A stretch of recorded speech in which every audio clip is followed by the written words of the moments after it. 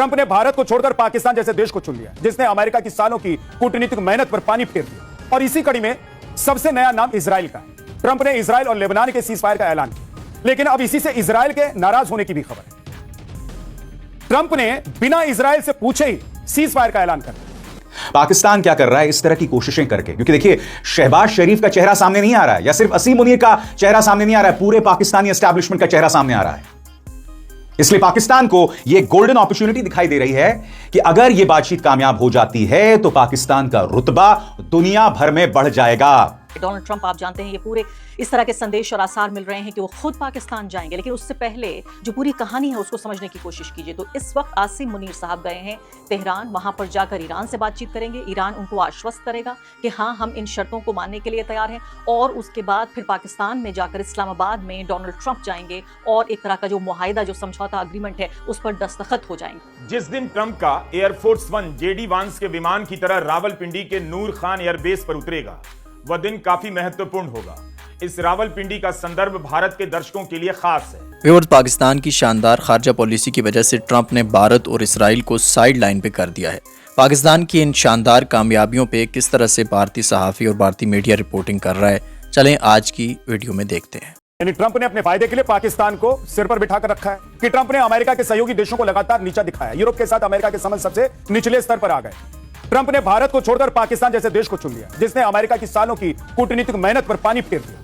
यानी ट्रंप ने कई अमेरिकी राष्ट्रपतियों की मेहनत अपनी सनक में बर्बाद कर दी। ट्रंप को हर चीज का क्रेडिट चाहिए। ईरान पर हमला किया तो मैंने किया, ईरान से डील होगी तो मेरी वजह से होगी, दुनिया भर के युद्ध में मैं कूदा तो युद्ध रुकवा दिया, मुझे नोबेल मिलना चाहिए।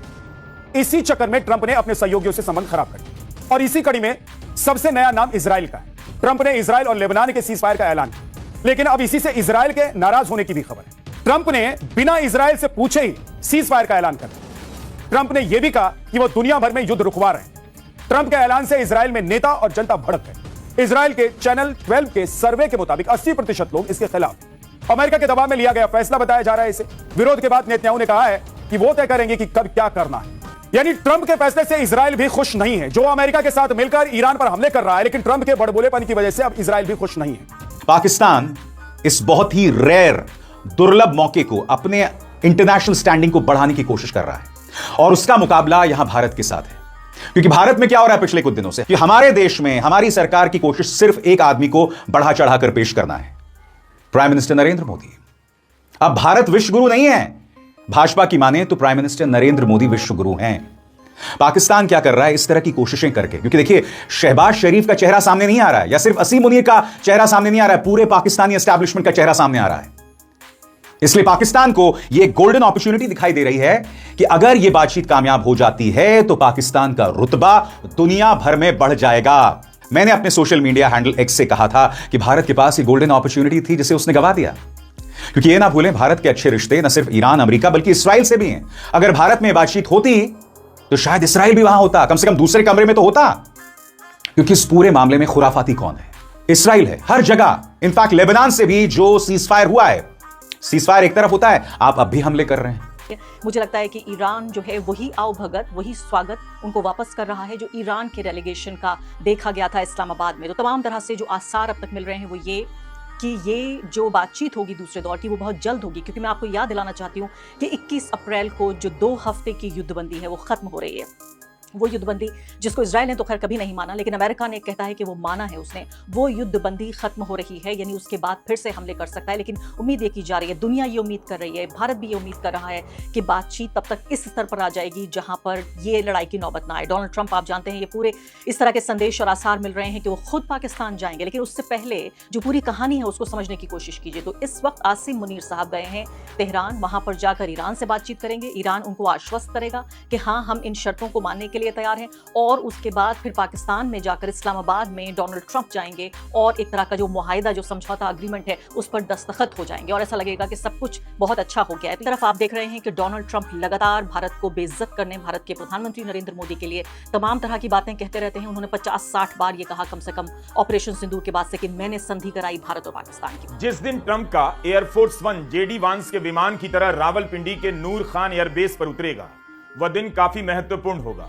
इस रावलपिंडी का संदर्भ भारत के दर्शकों के लिए खास है। नूर खान एयरबेस ऑपरेशन सिंदूर के समय पीआईबी ने लिखा था कि भारतीय वायुसेना ने पाकिस्तान में आतंकी ढांचे के खिलाफ सटीक हमला करने में अहम भूमिका निभाई। नूर खान एयरबेस और रहीम यार खान एयरबेस जैसे लक्ष्यों पर बेहद असरदार हवाई ऑपरेशन किए और आधिकारिक ब्रीफिंग के दौरान नुकसान के दृश्य साक्ष्य प्रस्तुत किए गए। उसी नूर खान एयरबेस पर जेडी वांस का विमान उतरा, शायद वहीं ट्रंप का भी एयरफोर्स वन उतर जाए। अगर तेहरान में पाकिस्तान के सेनाध्यक्ष जनरल मुनीर आईआरजीसी के मुख्यालय क्यों गए? आईआरजीसी के मुख्यालय में जाकर उसके कमांडर इन चीफ से बात करने का मतलब है मुनीर ईरान में सभी पक्षों को विश्वास में लेना चाहते हैं, या ईरान पाकिस्तान पर इतना भरोसा कर रहा है कि इस वक्त वह आईआरजीसी के मुख्यालय में पाकिस्तान के सेनाध्यक्ष का स्वागत कर रहा है। ईरान के बारे में कहा जाता है कि वहां सरकार से भी शक्तिशाली आईआरजीसी है। इसके अलावा जनरल मुनीर ने ईरान के राष्ट्रपति, स्पीकर, विदेश मंत्री से भी मुलाकात की। ईरान के प्रवक्ता ने कहा कि जब मुनीर उसकी सीमा में आ रहे थे तब केवल 2 लड़ाकू विमानों की मांग की गई जो उनके विमानों को सुरक्षा दे सके। हमने कई लड़ाकू विमान भेज दिए। दिखा दिया ट्रंप का दावा झूठा है कि ईरान की वायुसेना खत्म हो गई। मुनीर के तेहरान के बाद वॉशिंगटन जाने की बात कही जा रही थी, लेकिन ट्रंप ने कह दिया वही इस्लामाबाद जाने के लिए तैयार है। क्या मुनीर ने ईरान को परमाणु कार्यक्रमों से पीछे हटने के लिए तैयार कर लिया है? नंबर 1, पाकिस्तान क्या कर रहा है? बातचीत की मेजबानी और दोनों पक्षों के बीच आना जाना। पाकिस्तान अब अमेरिका ईरान बातचीत का मुख्य ठिकाना बन गया है, जहां इस्लामाबाद में दोनों पक्षों की मीटिंग हो रही है। 8 अप्रैल 2026 को जो 2 हफ्ते का सीजफायर हुआ, उसे अंतर्राष्ट्रीय रिपोर्टों में साफ तौर पर पाकिस्तान की मीडिएशन यानी पाकिस्तान की मध्यस्थता बताया गया। पाकिस्तान ने कहा है कि वो आगे भी बातचीत कराने के लिए तैयार है और उसे मिस्र, तुर्की और सऊदी अरब का समर्थन भी है। मगर साहब, भारत को मिस्र, तुर्की और सऊदी अरब के साथ साथ इस्राइल का समर्थन भी हो सकता था। And this is why I keep calling it a missed golden opportunity. आगे दूसरा, सेना और असीम मुनीर की भूमिका। पाकिस्तान के सेना प्रमुख फील्ड मार्शल असीम मुनीर पर्दे के पीछे बहुत अहम भूमिका निभा रहे हैं। उन्होंने पेंटागन और तेहरान के साथ सीधे सैन्य स्तर पर संपर्क बनाकर शुरुआती सीजफायर कराने में मदद की। वे एक बड़े प्रतिनिधिमंडल के साथ तेहरान भी गए, जिससे साफ है कि यह सिर्फ सामान्य कूटनीति नहीं बल्कि हाई लेवल सुरक्षा मिशन है, और यहां पर वो गए थे ट्रंप का संदेश लेकर। मुद्दा नंबर 3 आपके स्क्रीन पर, राजनीतिक नेतृत्व की भूमिका यानी कि पाकिस्तान के पॉलिटिकल लीडरशिप की भूमिका।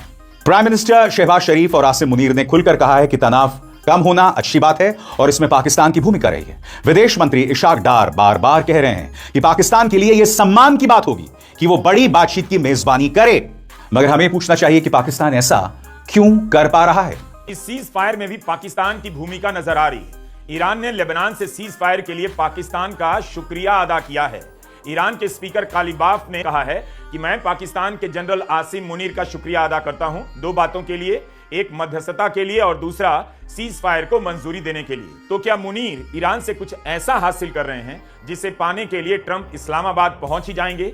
यह कैसे हुआ? लेबनान और इस्राइल की जंग रुकवाने में पाकिस्तान की क्या कोई भी भूमिका हो सकती है? पाकिस्तान की गारंटी पर ईरान, लेबनान और इस्राइल के बीच सीज फायर को स्वीकार कर रहा है, जबकि पाकिस्तान इस्राइल का खुला विरोध करता है। एक तरफ अगर पाकिस्तान बात कर रहा है तो उसे बात करने दीजिए।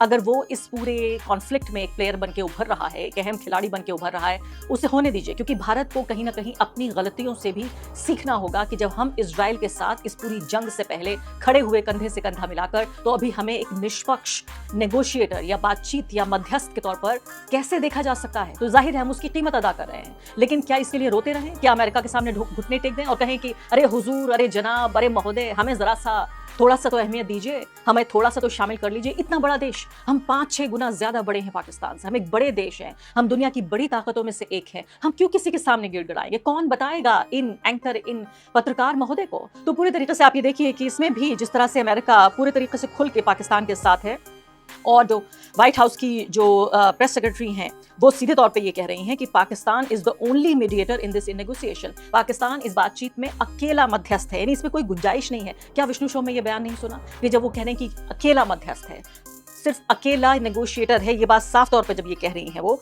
तो फिर क्या जरूरत थी कहने की भारत का रोल क्या होगा? और ये एम्बेसडर ऑन एयर कैसे बता सकता है? अगर माइक लेके आप पहुंच गए कैमरा लेकर, तो क्या एम्बेसडर डोनाल्ड ट्रंप की बात को नकार देगा? क्या वो अपनी तरफ से कोई बात कह सकता है? तो क्यों हमें जलील करने पे तुले हुए हैं हमारे ही पत्रकार? पहले मोदी जी की नीतियां और अब ये जो है सजदा करने की पूरी बारी आ रही है हमारे पत्रकारों की। तो सीधे तौर पर देखिए आप यहाँ, इसके बाद वो कह रही है कि तमाम जो अलग दूसरे देश हैं वो उन्होंने अपनी मदद की पेशकश की है।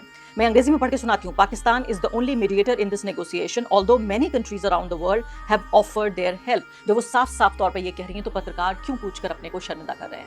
अब इस कार्यक्रम में आखिरी बात आपको बताना चाहती हूँ, डोनाल्ड ट्रंप के रहमो करम की बात आपको बताती हूँ कि किस तरह से अमेरिका ने जो हमें 30 दिन का एक वेवर दिया था, जो रहम करम हमारे ऊपर किया था कि आप तेल खरीद सकते हैं रूस से, अब वो रहम उन्होंने अपना वापस कर लिया। अमेरिका ने जो सैंक्शंस वेवर हमको दिया हुआ था कि आप खरीद सकते हैं तेल, वो ईरान और रूस से उसको वापस ले लिया। यानी अब हम ईरान और रूस से तेल नहीं खरीद सकते। जी हाँ, पहले कान पकड़ के कहा कि नहीं खरीदोगे, फिर थोड़ा सा बिस्किट फेंका कि हाँ खरीद सकते हो, और अब फिर से कान पकड़ लिया, फिर वापस ले लिया बिस्किट और कहा कि अब आप नहीं खरीद सकते।